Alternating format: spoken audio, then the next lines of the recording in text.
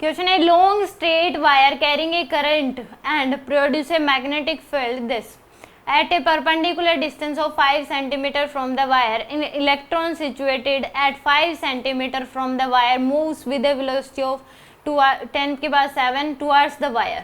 तो यहाँ पे ये क्या होगी, मान लो करंट जा रहा है उस केस में ऊपर की तरफ, तो यहाँ से 5 सेंटीमीटर डिस्टेंस पे, इस वायर से 5 सेंटीमीटर डिस्टेंस पे जो मैग्नेटिक फील्ड है वो है 2 × 10⁻⁻⁴।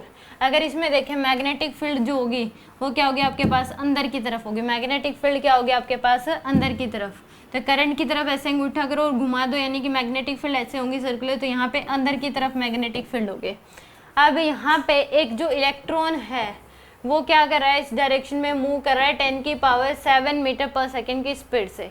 The force experienced by the electron will be, force बताना है कितना फील करेगा। मैग्नेटिक फील्ड अंदर की तरफ है, इलेक्ट्रिक फील्ड वेलोसिटी इधर है, तो v क्रॉस b करोगे तो v क्रॉस b, तो यानी कि मैग्नेटिक फील्ड क्या आपके पास अंदर की तरफ है, यानी कि इस केस में इधर क्या आपके पास वेलोसिटी, मैग्नेटिक फील्ड ऐसे अंदर, तो v क्रॉस b करोगे तो नीचे की तरफ, यानी कि इस केस में इधर क्या आपके पास वेलोसिटी, इधर है मैग्नेटिक फील्ड ये मान लो, तो v क्रॉस b नीचे की तरफ क्या लगेगा, मैग्नेटिक फोर्स लगेगा। तो यहाँ पे अगर देखोगे v क्रॉस b ऐसे नीचे की तरफ क्या लगेगा, मैग्नेटिक फोर्स लगेगा इस पे। तो मैग्नेटिक फोर्स की जो वैल्यू होगी वो कितना आ जाएगा, फोर्स जो ये फील करेगा इलेक्ट्रॉन, यानी कि अब अगर ये 4 प्रोटॉन होता तो जो मैग्नेटिक फोर्स लगता वो किस डायरेक्शन में लगता, v क्रॉस b नीचे की तरफ, बट इलेक्ट्रॉन है तो उसकी डायरेक्शन क्या होगी, अपोजिट हो जाएगी, तो ऊपर की तरफ क्या लगेगा, इसमें मैग्नेटिक फोर्स लगेगा।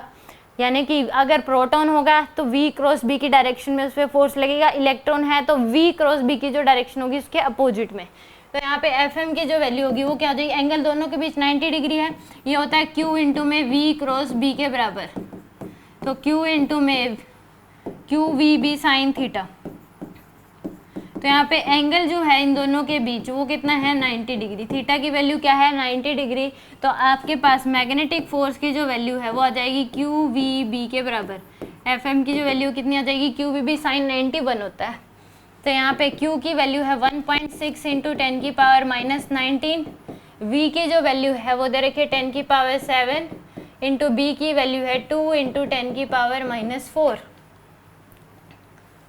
तो 1.6 इंटू में 2 इंटू 10⁻⁻19 10⁻⁻4, तो 10⁻⁻23 इंटू 10⁻7। तो यहाँ से आपके पास 3.2 इंटू में 23 माइनस 7, तो यह आ जाएगा 10⁻⁻16 न्यूटन। ये आपके पास क्या लगेगा, इस पर मैग्नेटिक फोर्स लगेगा 3.2 इंटू 10⁻⁻16। बी ऑप्शन क्या होगा इसका करेक्ट होगा।